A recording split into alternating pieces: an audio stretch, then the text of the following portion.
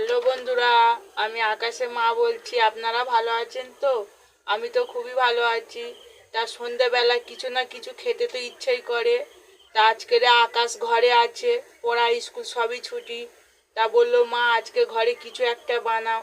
তা আমি বললাম কি বানাবো বল। বললো মা ফ্রিজে মাংস আছে, মাংস দিয়ে কিছু একটা করো। তা আজকের আমি এই বোনলেস চিকেন ছিল, ফ্রিজে বের করে কেটে নিয়েছি। আমি আজকে বানাবো চিকেন ফিঙ্গার। তা আমি বাড়িতে কিভাবে আমার ছেলেকে চিকেন ফিঙ্গার বানিয়ে খাওয়াই সেইটা আপনাদেরকে আমি দেখাবো। আমি বোনলেস চিকেনগুলো একটা বাটিতে নিয়ে নিয়েছি। 1 চামচ ভিনিগার আর 1 চামচ সয়া সস দিয়ে আর নুন দিয়ে মাখিয়ে এবার ঢাকনা দিয়ে রেখে দেব। পেঁয়াজ বাটা, কাঁচা লঙ্কা বাটা দিয়ে দেব। আদা রসুন বাটা 1 চামচ দিয়ে দেব। জিরে গুঁড়ো 1 চামচ, গরম মশলা 1 চামচ আর একটা ডিম, ধনে পাতা কুচানো দিয়ে ভালো করে মেখে নেব।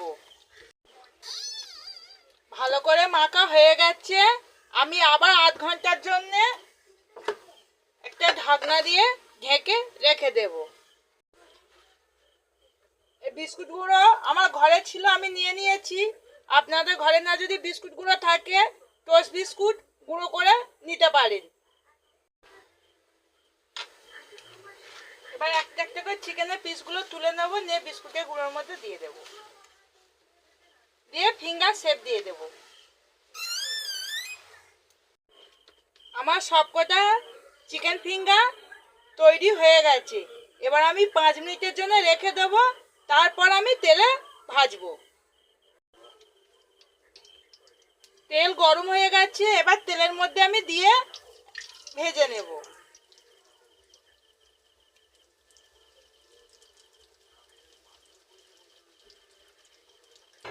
আপনারা যদি বাড়িতে সময় পান, এইভাবে একবার বাড়িতে বানিয়ে খাবেন, দেখবে ভালো লাগবে।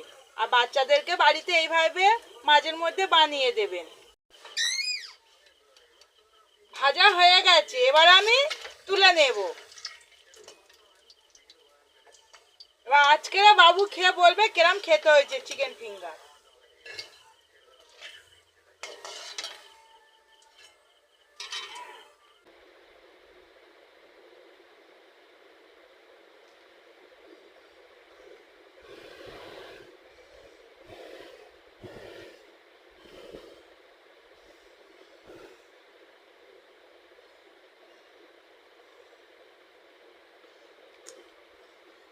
দারুন!